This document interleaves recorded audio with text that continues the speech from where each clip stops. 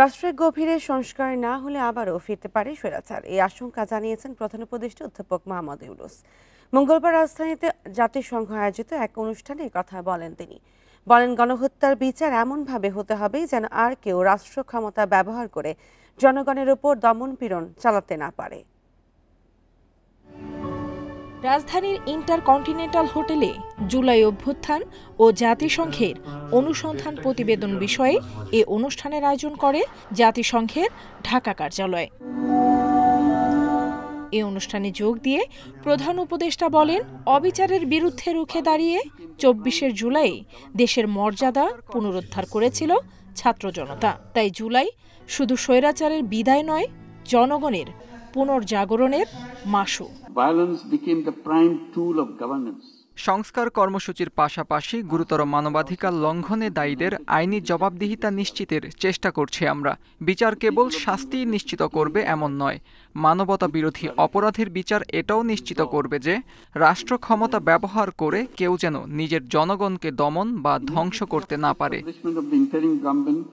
অধ্যাপক ইউনূস আরও বলেন, তার সরকার শুরু থেকেই মৌলিক সংস্কারের জন্য কাজ করছে। তবে রাষ্ট্রের গভীরে এ সংস্কার না হলে সবকিছুই বৃথা যাবে। প্রলেপ দেওয়ার পরিবর্তন না, গভীরতম ভাবে পরিবর্তন। সে গভীরতম পরিবর্তন যদি না করি, যে স্বৈরাচারের বিরুদ্ধে আজকে আমরা কথা বলছি, আবার ঘুরে ফিরে এসে চলে আসবে, এক ভঙ্গিতে না এক ভঙ্গিতে চলে আসবে। যতই আমরা আইন কানুন সামাল দিই, যতই সংস্কার করি। জুলাই গণহত্যার অনুসন্ধানের মাধ্যমে জনগণের পাশে দাঁড়ানোর জন্য জাতিসংঘকে ধন্যবাদও জানান প্রধান উপদেষ্টা। জাতিসংঘ যে ভূমিকা পালন করেছে সেটা স্মরণ করার জন্য আমরা এখানে এসেছি, তাদেরকে ধন্যবাদ দেওয়ার জন্য এসেছি। নুরসেলিনা শিউরি, ইন্ডিপেন্ডেন্ট নিউজ, ঢাকা। গণতন্ত্রে ভিন্ন মত থাকবে, সেটাকে ইস্যু করে জাতিকে বিভক্ত করা হচ্ছে বলে মন্তব্য করেছেন বিএনপির মহাসচিব মির্জা ফখরুল ইসলাম আলমগীর। এ সময় জুলাই গণহত্যার বিচার এবং প্রয়োজনীয় সংস্কার দ্রুত করার দাবি জানান তিনি। বিএনপি মহাসচিব বলেন, তবে রাষ্ট্রের গভীর থেকে সংস্কার করতে হবে, নইলে আবার স্বৈরাচার ফিরে আসবে। মঙ্গলবার বিকেলে রাজধানীর ইন্টারকন্টিনেন্টাল হোটেলে জাতিসংঘের জুলাই স্মরণ অনুষ্ঠানে এসব কথা বলেন তিনি। অনুষ্ঠানে জামাত ইসলামের আমির বলেন, বিচার সংস্কার ও নির্বাচন একসঙ্গে চলতে হবে। বিচার ও সংস্কারের আগে নির্বাচন হলে সেটা জাতির জন্য ভালো হবে না বলে মন্তব্য করেন তিনি। যে আমাদেরকে প্রতিষ্ঠানগুলো তৈরি করতে হবে, নির্মাণ করতে হবে। আমাদের যে এত বেশি সমস্যা, এই সমস্যাগুলোর মূলে কিন্তু রয়েছে যে আমাদের সমস্ত প্রতিষ্ঠানগুলোকে এই আওয়ামী লীগ ফ্যাসিস্টরা ভেঙে দিয়ে গেছে। সেটাকে আপনার নির্মাণ করতে হবে, পুনরায় নির্মাণ করতে হবে। কাজটা খুব সহজ নয়, সময় লাগবে, কঠিন হবে, ধৈর্য ধরতে হবে। কেউ না কেউ তো আগামীর সরকার চালাবে, তাহলে যারাই চালাক তারা যেন জাতির এই আমানত রক্ষা করে, আমরা যেন বিশ্বাসঘাতক না হই। ত্রয়োদশ জাতীয় সংসদ নির্বাচনকে সামনে রেখে আগামী 10 আগস্ট খসড়া ভোটার তালিকা প্রকাশ করবে নির্বাচন কমিশন। দাবি আপত্তি নিষ্পত্তির পর 31 আগস্ট প্রকাশ করা হবে চূড়ান্ত ভোটার তালিকা। মঙ্গলবার এ তথ্য জানায় ইসি। যদিও কারো দাবি আপত্তি থাকে, তা জানাতে সময় দেওয়া হবে 21 আগস্ট পর্যন্ত। ভোটার তালিকা আইন সংশোধনে দেরি হওয়ায় প্রথমে একটি সম্পূরক তালিকা প্রকাশের চিন্তা ছিল ইসির, কিন্তু তার আগেই আইন সংশোধন হওয়ায় পূর্ণাঙ্গ ভোটার তালিকার কাজ হাতে নেওয়া হয়েছে। এর আগে সিনিয়র সচিব আক্তার আহমেদ জানিয়েছিলেন, খসড়া তালিকায় যে 44,66,000 নতুন ভোটার যুক্ত হয়েছেন, দ্রুতই তাদের তালিকা প্রকাশ করা হবে। সবশেষ হালনাগাদ অনুযায়ী এখন মোট ভোটার আছেন 12,37,32,274 জন।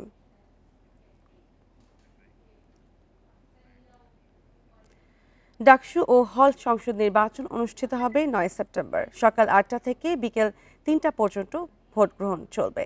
ওই দিনই ঘোষণা করা হবে ফল। মঙ্গলবার ঢাকা বিশ্ববিদ্যালয়ের সিনেট ভবনে এক সংবাদ সম্মেলনে নির্বাচনের তফসিল ঘোষণা করেন প্রধান রিটার্নিং কর্মকর্তা অধ্যাপক ডক্টর মোহাম্মদ জসিমউদ্দিন। এদিকে নির্বাচন নিয়ে মিশ্র প্রতিক্রিয়া জানিয়েছে ছাত্র সংগঠনগুলো।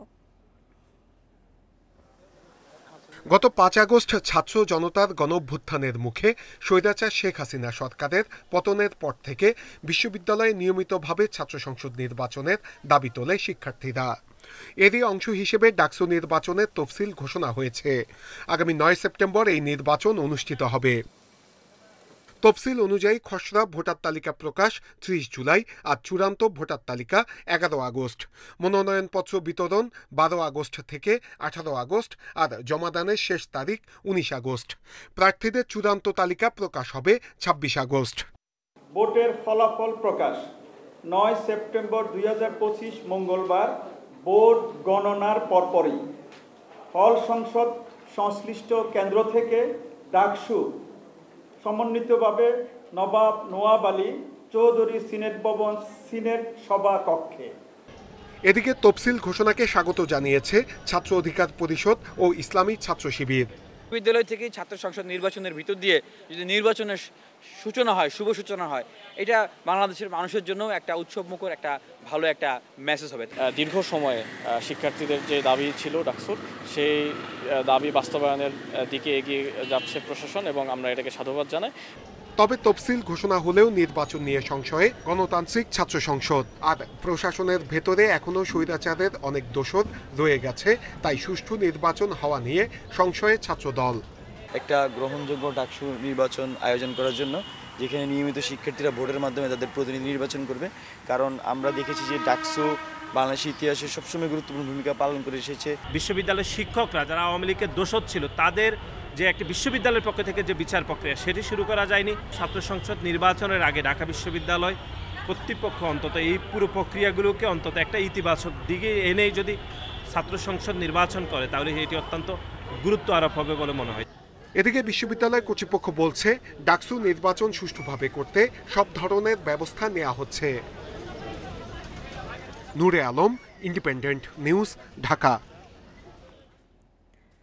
তত্ত্বাবধায়ক সরকারের প্রধান উপদেষ্টা নিয়োগে জটিলতা কাটেনি। এই সিদ্ধান্ত সংসদের উপর ছাড়ার প্রস্তাব দিয়েছে বিএনপি। এছাড়া সরকারের ক্ষমতা হস্তান্তরের প্রক্রিয়া নিয়েও সংকট রয়েছে। রাষ্ট্রের মৌলিক সংস্কার গুরুত্ব পায়নি বলে অভিযোগ এনসিপির। এসব অমীমাংসিত রেখেই তৈরি হয়েছে জুলাই সনদের খসড়া।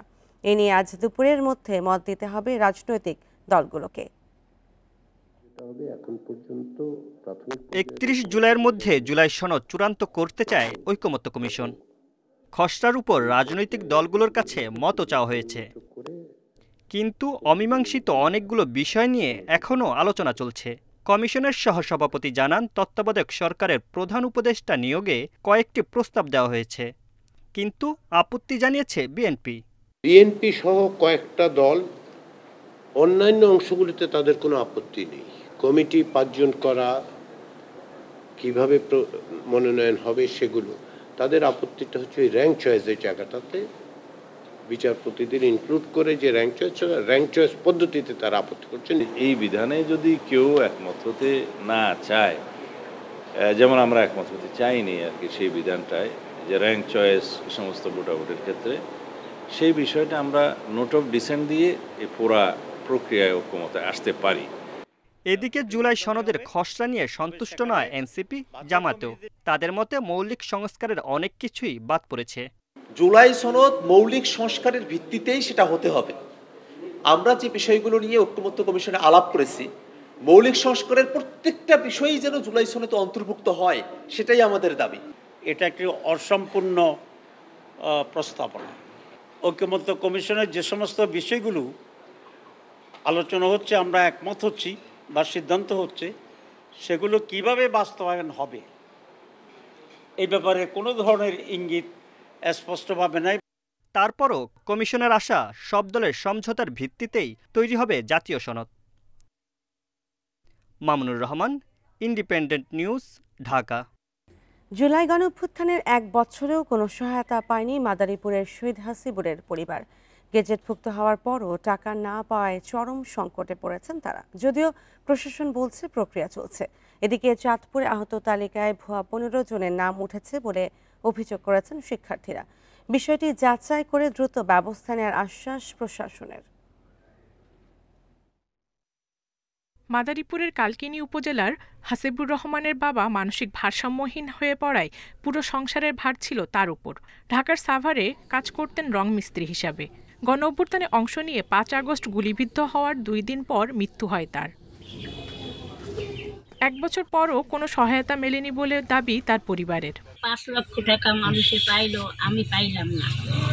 টেলারের হোসেনের চিকিৎসা করতে পারলাম না। যেহেতু গেজেটে নাম আসছে, এখন নাম তো আশা করি ভুলে আসে নাই, লিগ্যাল পয়েন্টে আসে। লিগ্যাল পয়েন্টে আসলে লিগ্যাল ভাবে শহীদ পরিবার এটার হকদার। জেলা প্রশাসন বলছে শহীদ হাসিবুরের নামে প্রথম ধাপে সরকারি সহায়তার চেক পৌঁছায়নি, তবে দ্রুত যেন তা পৌঁছে দেওয়া যায় সেজন্য কাজ চলছে। এবং পর্যায়ক্রমে ধাপে ধাপে যে চেকগুলো আসবে সেখান থেকে আমরা ওনাকে দিতে পারবো, তার কারণ ওনার চেকটা এখন পর্যন্ত আমরা পাইনি। তার নামে যে চেকটা আসবে তার নামে আমরা চেকটা দিয়ে দিব। এদিকে চাঁদপুরে গণ অভ্যুত্থানে আহত না হয়েও তালিকায় ১৫ জনের নাম উঠেছে বলে অভিযোগ তুলেছেন শিক্ষার্থীরা। ৫ আগস্টের পরে উনি বিভিন্ন নাট্যমঞ্চে অনুষ্ঠান গ্রহণ করছেন, নাচছেন, তো উনি কিভাবে আহত হতে পারে? আমাদের সদর উপজেলায় কিছু ভুয়া আহত ঢুকে গেছে, তখন আমি এই বিষয়ে প্রতিবাদ করে ডিসি স্যার বরাবর একটা আবেদন জানাই যে তাদেরকে রিভেরিফিকেশন করার জন্য। বিষয়টি খতিয়ে দেখছে প্রশাসন। অভিযোগ সত্য হলে প্রয়োজনীয় ব্যবস্থা নেওয়া হবে বলছেন কর্মকর্তারা। ফেক বললেই ফেক হয়ে যাবে না, আমরা যাচাই বাছাই করবো। যাচাই বাছাই করে আমাদের কাছে যা ভালো মনে হবে, আমরা সেটা সঠিক মনে হবে সেটা আমরা মন্ত্রণালয়ে পাঠিয়ে দেব। ইতিমধ্যে আমরা 90% আমরা তদন্ত করে ফেলেছি, আর অল্প কিছু আছে আমাদের তদন্তের বাকি। আমরা হয়তো তদন্ত শেষে আমরা বলতে পারবো যে আসলে তাদের অভিযোগটা সঠিক কি সঠিক নয়। আহত জুলাই যোদ্ধা হিসেবে স্বীকৃতি দিতে অতি গুরুতর আহত, গুরুতর আহত এবং সাধারণ আহত ৩টি শ্রেণীতে ভাগ করেছে অন্তর্বর্তী সরকার। Julekha Parvin, Independent News. বাংলাদেশের স্থপতিদের বাদ দিয়ে একজনকে জাতির পিতা করা হয়েছে বলে মন্তব্য করেছেন এনসিপির আহ্বায়ক নাহিদ ইসলাম। বলেন, মুজিববাদীদের এদেশ থেকে বিতাড়িত করা হবে।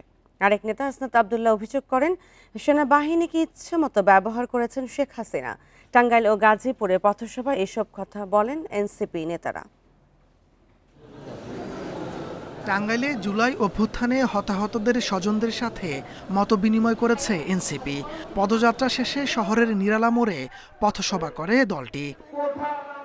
এ সময় এনসিপির আহ্বায়ক নাহিদ ইসলাম মন্তব্য করেন, মাওলানা ভাসানী না থাকলে শেখ মুজিব তৈরি হতো না।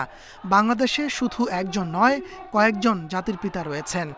শেরেবাংলা ফজলুল হক, মাওলানা ভাসানীর মতো মহান রাজনৈতিক পুরুষ যারা এই বাংলাদেশের স্থপতি, তাদেরকে দিয়ে এই বাংলাদেশের জাতির পিতা শুধু একজন ব্যক্তিকে ঘোষণা করা হয়েছে, একজন ব্যক্তিকে পূজা করা হয়েছে গত 54 বছর ধরে।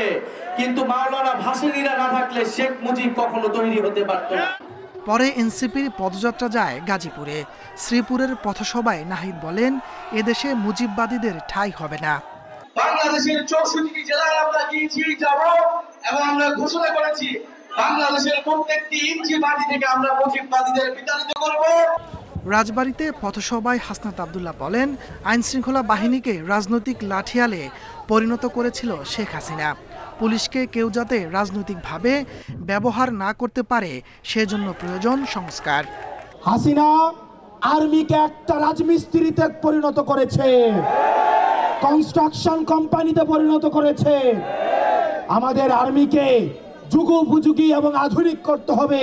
পুলিশ সংস্কার কমিশন আমাদের অতি দ্রুত বাস্তবায়ন করতে হবে, না হয় দেখা যাবে আমাদের পুলিশের যারা কনস্টেবল রয়েছে, এসআই রয়েছে, তাদেরকে আবার কোনো না কোনো সময় রাজনৈতিক লাঠিয়াল হিসাবে তাদেরকে ব্যবহার করা হবে। বুধবার নরসিংদী ও সাভারে পদযাত্রা করবে এনসিপি। তাপস সরকার, ইন্ডিপেন্ডেন্ট নিউজ। ব্যাপক দুর্নীতি আর অনিয়মের কারণে থমকে আছে সিলেট এমজি ওসমানী আন্তর্জাতিক বিমানবন্দরের নতুন টার্মিনাল নির্মাণ কাজ। 5 বছর আগে প্রকল্পের মেয়াদ শেষ হলেও কাজ হয়েছে মাত্র 20 ভাগের কম। এর মধ্যে প্রকল্প সংশ্লিষ্টদের যোগসাজশে অগ্রিম বিল হিসেবে 212 কোটি টাকা তুলে নিয়েছে ঠিকাদারি প্রতিষ্ঠান। এই ঘটনায় দুদকের মামলার পর বন্ধ আছে নির্মাণ কাজ। 2002 সালে সিলেট ওসমানী বিমানবন্দরকে আন্তর্জাতিক বিমানবন্দরে রূপান্তর করা হয়। কিন্তু রিফুয়েলিং ব্যবস্থা না থাকায় সময়মতো চালু করা যায়নি আন্তর্জাতিক ফ্লাইট। অবশেষে সংকট সমাধানের পর 2013 সালে Sylhet London Manchester, Sylhet Dubai, Sylhet Jeddah Medina সরাসরি ফ্লাইট চালু হয়। 2020 সালে বিমানবন্দরটির সক্ষমতা বাড়াতে 2116 কোটি 50 লাখ টাকার মেগা প্রকল্প শুরু হয়। 2023 সালে কাজ শেষ হবার কথা থাকলেও গত 5 বছরে অগ্রগতি মাত্র 20 ভাগ, অথচ তুলে নেওয়া হয়েছে 212 কোটি টাকা। এখান থেকে আমরা বেরিয়ে আসি। পিছনে যেটা হয়েছে তো দিন তো চলে গেছে, যেটা তাদের টার্মস কন্ডিশন ছিল, এবং যারা কাজ করতেছেন এরা কি সঠিকভাবে কাজ করতেছেন? এটা কি তাদের জন্য কাজ করতেছেন না সিলেটবাসীর জন্য কাজ করতেছেন? প্রকল্পে অনিয়মের অভিযোগে শেখ হাসিনার সামরিক উপদেষ্টা তারিক আহমেদ সিদ্দিকী, বেসরকারি বিমান পরিবহন ও পর্যটন মন্ত্রণালয়ের সাবেক সিনিয়র সচিব মুহিবুল হক ও সাবেক বেবিচক চেয়ারম্যান এম মফিদুর রহমান সহ 11 জনের বিরুদ্ধে মামলা করেছে দুদক। এ বিষয়ে আমাদের অনুসন্ধান টিম কার্যক্রম শুরু করেছে। এই কার্যক্রম অব্যাহত আছে এবং অনুসন্ধানের প্রাপ্ত তথ্যপত্রের ভিত্তিতে পরবর্তী সময়ে আপনাদেরকে আরও বিস্তারিত জানানো হবে। সিলেট অঞ্চলের অন্তত 25 লাখ মানুষ থাকেন বিশ্বের বিভিন্ন দেশে। তাদের দীর্ঘদিনের দাবি ওসমানী আন্তর্জাতিক বিমানবন্দর থেকে বিভিন্ন গন্তব্যে সরাসরি ফ্লাইট চালুর। সিলেটের যারা ফ্যামিলি নিয়ে বহির্বিশ্বে অবস্থান করেন তারা অবসর সময়ে সিলেটে আসবেন, পরিবার পরিজন নিয়ে বেড়াতে আসবেন, পর্যটন নগরী হিসাবে বিভিন্ন জিনিস দেখতে আসবেন এবং বিদেশিরা এইখানে ইনভেস্ট করতে পারবে, বিভিন্ন প্রজেক্ট গ্রহণ করতে পারবে যদি যাতায়াত ব্যবস্থা সহজ করা হয়।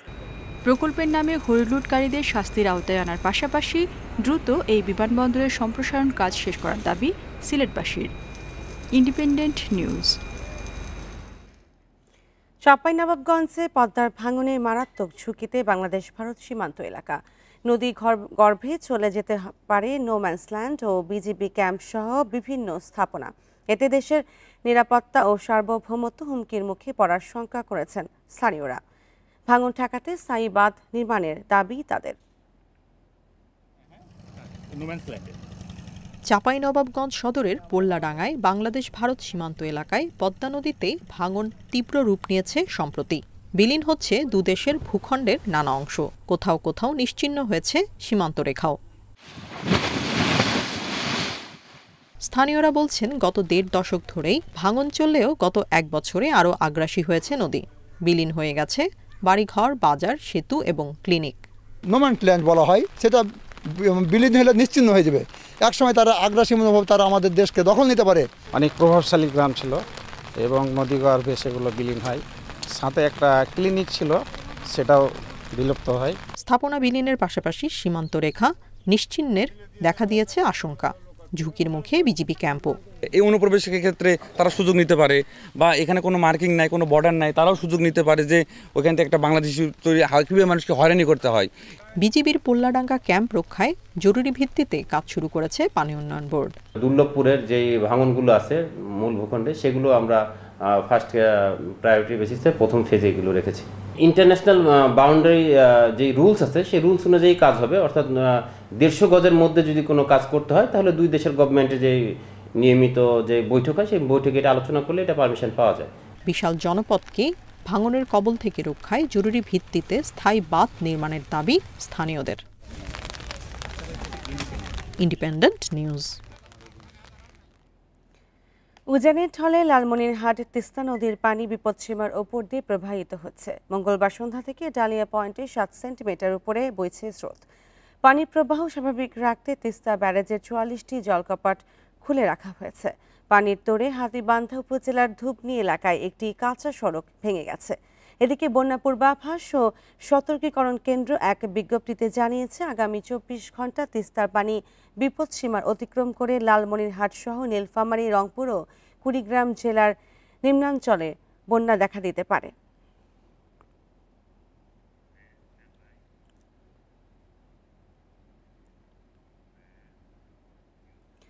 বিএনপি জামায়াতের সঙ্গে যোগাযোগে চীনকে বাধার মুখোমুখি হতে হয়েছিল। এ কথা জানিয়ে ঢাকা নিযুক্ত চীনা রাষ্ট্রদূত বলেন, গত 10 বছর বিরোধী দলের সঙ্গে সম্পর্ক উন্নয়নের প্রতিবন্ধকতা সৃষ্টি করা হতো। মঙ্গলবার জাতীয় প্রেস ক্লাবে তিনি আরও জানান, তিস্তা মহাপরিকল্পনা বাস্তবায়নে ঢাকার পক্ষ থেকে এখনও কোনো আনুষ্ঠানিক প্রস্তাব পায়নি বেইজিং। কূটনৈতিক সাংবাদিকদের সংগঠন ডিকাবের এবারের আলোচনায় অতিথি ঢাকায় নিযুক্ত চীনের রাষ্ট্রদূত ইয়াও ওয়েন।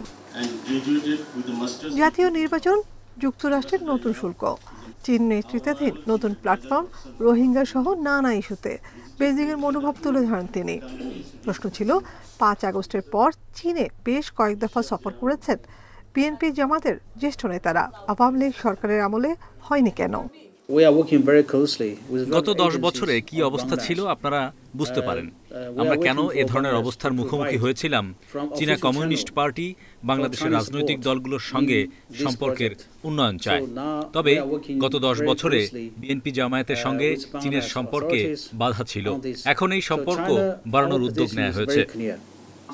জাতীয় নির্বাচন বাংলাদেশের নিজস্ব বিষয় মন্তব্য করে ইয়াও ওয়েন বলেন, সব নিবন্ধিত রাজনৈতিক দলের অংশগ্রহণে সুষ্ঠু নির্বাচন দেখতে চায় চীন। সব নিবন্ধিত রাজনৈতিক দল নিয়ে আমরা একটি অংশগ্রহণমূলক নির্বাচন দেখতে চাই, যা হবে সুষ্ঠু ও স্বচ্ছ এবং আন্তর্জাতিকভাবে গ্রহণযোগ্য।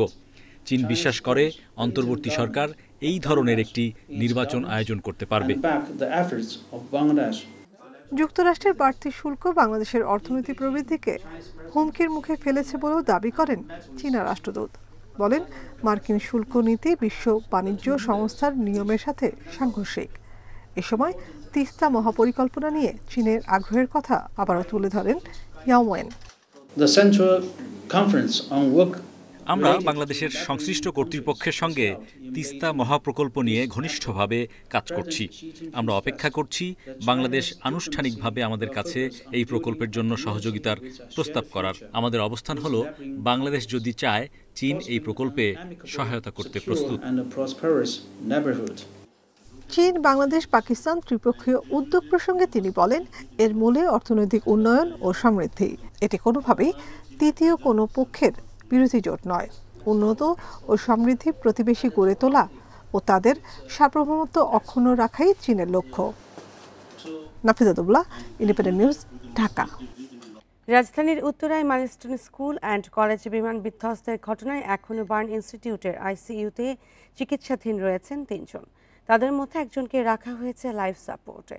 এছাড়া 9 জনের অবস্থা অপেক্ষাকৃত কম গুরুতর হলেও তারা ঝুঁকির বাইরে নন বলে জানিয়েছেন চিকিৎসকরা। আহত বাকিরা অন্যান্য ওয়ার্ডে চিকিৎসাধীন। কর্তৃপক্ষ জানিয়েছে, বার্ন ইনস্টিটিউটে বর্তমানে ভর্তি আছেন দগ্ধ 33 জন।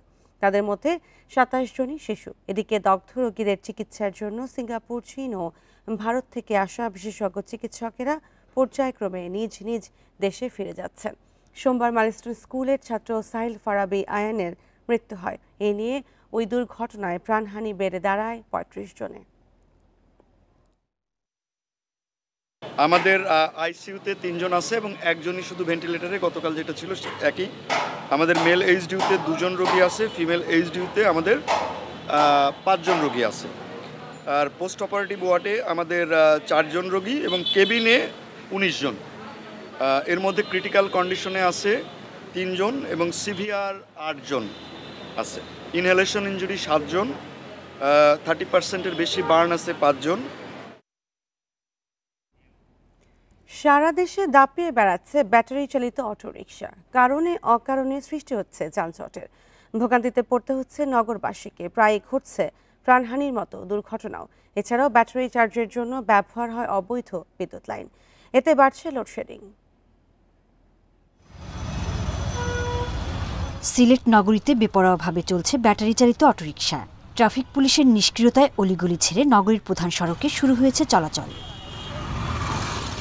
সিসিটিভি ফুটেজে দেখা যায়, নগরীর চৌহাট্টা এলাকায় একটি মোটরসাইকেলকে ধাক্কা দেয় ব্যাটারি চালিত অটোরিকশা।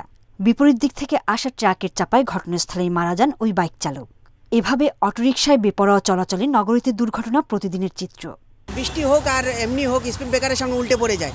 এতে করে দুর্ঘটনা পড়তেছে মহিলারা। আরা হইয়া গাড়ি চালায়, তারা রানিং বেশি।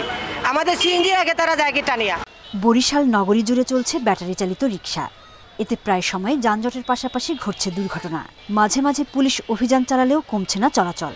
আবার মামলা দিলেই আন্দোলনে নামছেন চালকরা। পরিচ্ছন্ন ছোট শহর, সেটা যদি এইরকম করে নষ্ট করে ফেলায় শুধু অটোরিকশা আর ব্যাটারি চালিত রিকশা, তাহলে তো আমাদের খুব ক্ষতি। সিটি কর্পোরেশনের তদারক নাই এবং জনগণের অনেক ভোগান্তি, দুর্ঘটনা। জামালপুর, যশোরে প্রশিক্ষণ ছাড়াই রিকশা চালাচ্ছেন কিশোর থেকে শুরু করে বৃদ্ধরাও। ব্যাটারি চার্জে চলে এসব যানবাহন। এজন্য লক্ষ্মীপুর শহরে বেশ কয়েকটি গ্যারেজ গড়ে উঠেছে চার্জ দেওয়ার জন্য। অতিরিক্ত বিদ্যুৎ খরচ হওয়ায় বাড়ছে লোডশেডিং। যেগুলোর কারণে বৈদ্যুতিক সমস্যা হচ্ছে, বৈদ্যুতিক লোডশেডিং বেশি হচ্ছে। অবৈধভাবে অনেকগুলো লাইন নিয়ে অটোরিকশাগুলো চার্জ দেওয়া হয়। একই অবস্থা রংপুরে। সিটি কর্পোরেশন বলছে এসব অবৈধ অটোরিকশার বিরুদ্ধে অভিযান চলছে। দ্রুত নগরী থেকে অপসারণ করা হবে অবৈধ যান। লাইসেন্সবিহীন অটো যে চলা সেটা অনেকাংশেই কমে গেছে। তবে একটি বিষয় লক্ষণীয় যে ইদানিং রিকশার সংখ্যাটি বেড়ে গিয়েছে। এই রোজার শুরু থেকে রিকশার কারণে কিছুটা যানজট বেড়ে গিয়েছে। রংপুর নগরীতে ৫,৫০০ ব্যাটারি চালিত অটোরিকশার বৈধ কাগজপত্র দিয়েছে সিটি কর্পোরেশন, কিন্তু চলাচল করছে ৫০ থেকে ৫৫,০০০। সোহেলি জাহান, ইন্ডিপেন্ডেন্ট নিউজ। আর এই নিয়ে আরও জানাতে বরিশাল ও রংপুর থেকে যুক্ত হচ্ছেন সহকর্মীরা। প্রথমে বরিশাল থেকে জানাবেন সহকর্মী আল আমিন। আল আমিন, বরিশালের রিকশার দৌরাত্ম কেমন এবং এগুলো বন্ধ করতে প্রশাসন কোনো উদ্যোগ নিয়েছে কিনা? যে দিন দিন কিন্তু বরিশালে এই যে রিক্সা, ব্যাটারি চালিত যে রিক্সা রয়েছে সেই রিক্সার দৌরত্ব কিন্তু বেড়েই চলছে। আমরা গত ৩ মাস আগেও যেমনটি দেখেছি তার চেয়ে কিন্তু আরো বেশি দেখা যাচ্ছে। অর্থাৎ বরিশাল নগরীর ৩০টি ওয়ার্ড জুড়েই কিন্তু এই ব্যাটারি চালিত রিক্সার দাপট। সেই ক্ষেত্রে যেটি হচ্ছে যে আসলে এই যে রিক্সাগুলো রয়েছে সেক্ষেত্রে আমরা যারা ঊর্ধ্বতন কর্মকর্তা যারা রয়েছেন তাদের সাথে যখন কথা বলেছি তখন তারা বলছেন যে আসলে এই রিক্সার যেহেতু লাইসেন্স নেই এবং এগুলো যাতে শহরে মানে নিয়ন্ত্রণ করা যায় সেক্ষেত্রে তারা ব্যবস্থা নিচ্ছেন। তবে আমরা দেখেছি যে শুধুমাত্র বরিশাল নগরীর অন্যতম ব্যস্ত সড়ক যেটি রয়েছে সদর রোড, সেই সদর রোডের কাকুলির মোড় থেকে জেলখানার মোড় পর্যন্ত কিন্তু এই সড়কটিতে এই যানটি চলাচল বন্ধ রাখা হয় এবং এর বাইরে যে সড়কগুলো রয়েছে সেখানে কিন্তু আসলে এই যানবাহনগুলো চলাচল করে। সেক্ষেত্রে 10টার পর থেকে কিন্তু বরিশাল নগরীর যে মূল সড়কগুলো রয়েছে চকবাজার থেকে শুরু করে নগরীর যে মূল সড়কগুলো রয়েছে সেখানে কিন্তু আসলে এই ব্যাটারি চালিত রিক্সাগুলো চলাচল করে এবং এগুলো কিন্তু আসলে ইঞ্জিন চালিত হওয়ায় এর কোনো নিয়ন্ত্রণ আসলে রাখা যাচ্ছে না। অর্থাৎ একটি প্যাডেল চালিত রিক্সায় যে ব্রেক ব্যবহার করা হয় সেই একই ব্রেক কিন্তু ব্যবহার করা হচ্ছে যে এই ব্যাটারি চালিত রিক্সার ক্ষেত্রেও, সেখানে কোনো উন্নতি হয়নি এবং বরিশাল যারা এই ব্যাটারি চালিত রিক্সাগুলো চালাচ্ছে তারা কিন্তু আসলে কোনো প্রশিক্ষণ পাচ্ছেন না। বরিশাল সিটি কর্পোরেশনের পক্ষ থেকে যেটি বলা হয়েছে যে আসলে বরিশালে প্রায় ৭,০০০ থেকে ৭,৫০০ যানবাহনের কিন্তু আসলে লাইসেন্স রয়েছে, কিন্তু এই ব্যাটারি চালিত রিক্সার সংখ্যা রয়েছে প্রায় ২০,০০০-এর অধিক। এগুলো নিয়ন্ত্রণের জন্য ইতিমধ্যে কিন্তু তারা কাজ শুরু করবেন এমনটাই কিন্তু আমাদের জানিয়েছেন এবং বরিশাল মেট্রোপলিটন পুলিশের পক্ষ থেকে এগুলো নিয়ন্ত্রণের জন্য কাজ করা হচ্ছে বলে আমাদেরকে জানানো হয়েছে। তো এই ছিল আমার কাছে বরিশাল থেকে। জি, সঙ্গেই থাকুন। রংপুর থেকে জানাবেন সহকর্মী নজরুল ইসলাম। নজরুল ইসলাম, ব্যাটারি চালিত রিক্সার কারণে ব্যাটারি চার্জের কারণে কিন্তু অবৈধ লাইন ব্যবহার হচ্ছে, সে বিষয়ে প্রশাসন কোনো ব্যবস্থা নিয়েছে কিনা রংপুরে? এই যে ব্যাটারি চালিত এটি কিন্তু অনেকটাই বেড়ে গেছে আগের থেকে। আপনি রংপুর নগরীর থেকে 203 কিলোমিটার বর্গ কিলোমিটারের মধ্যে কিন্তু অর্থাৎ 50,000 এই কারণে অবৈধ যেহেতু এফএটিএফের কোনো এটি কিন্তু অর্থাৎ মহাসড়ক সড়ক বা আঞ্চলিক সড়কগুলোতে কিন্তু ঝাঁপিয়ে বেড়াচ্ছে। অর্থাৎ অপারেশন করে কিংবা এটি অভিযান করার কিন্তু আমরা এই অসুবিধা তারা তারা বেড়ে চলছে। এই বেড়ে চলার বিভিন্ন ধরনের মানুষের কারণে কিন্তু অনেক ধরনের দেশে তাদের যে বিদ্যুতের যে ব্যবস্থা করছে আপনি জানতে সারা দেশে দাপে বেড়াচ্ছে ব্যাটারি চালিত রিক্সা এবং সেই বিষয়ে জানাচ্ছিলেন রংপুর এবং বরিশাল থেকে আমাদের সহকর্মীরা। যুক্তরাষ্ট্রের সাথে বাণিজ্য ঘাটতি কমিয়ে আনতে একটি প্যাকেজ নিয়ে যুক্তরাষ্ট্রে গেছে বাংলাদেশের প্রতিনিধি দল। দুই দেশের প্রতিনিধিদের আলোচনার মাধ্যমে ভালো ফলাফল আসবে বলে আশা প্রকাশ করেন অর্থ উপদেষ্টা। মঙ্গলবার দুপুরে সচিবালয় সরকারি ক্রয় সংক্রান্ত উপদেষ্টা পরিষদের বৈঠক শেষে এসব কথা জানান তিনি। এদিকে চট্টগ্রামের জলিল টেক্সটাইল মিল প্রসঙ্গে অর্থ উপদেষ্টা জানান, প্রতীকী মূল্য আর কেউ যেন জমি বরাদ্দ না পায় সেই দিকে লক্ষ্য রাখছে সরকার। কেউ জমি নিতে চাইলে সরকারকে অর্থ দিয়ে নিতে হবে। সার এবং এলএনজি স্থিতিশীল অবস্থা নিশ্চিত করতে চায় সরকার।